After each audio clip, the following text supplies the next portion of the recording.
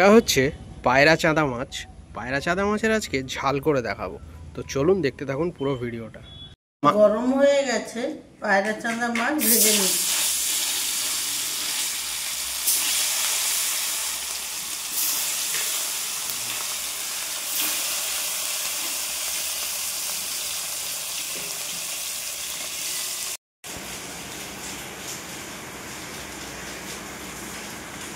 তেল গরম হয়ে গেছে, তেজপাতা, শুকনো লঙ্কা, জিরে দিয়ে দিলাম, পেঁয়াজ দিয়ে দিচ্ছি,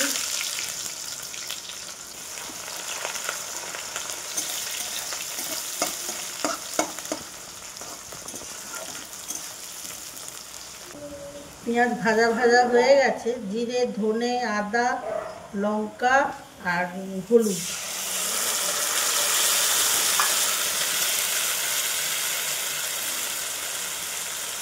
আর একটু জল দিচ্ছি, দিয়ে ভালো করে কষে নেব।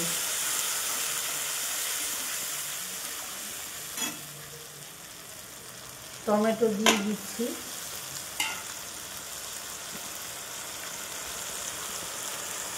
নুন দিচ্ছি,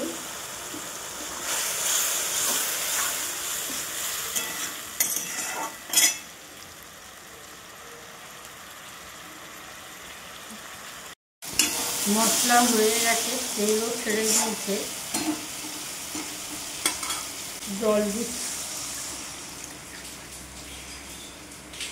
ফুটে গেলে মাছ আর আলু ভেজে রেখেছিলাম দিই। জল ফুটে গেছে, মাছ দিয়ে দিচ্ছি, মাছ আর আলু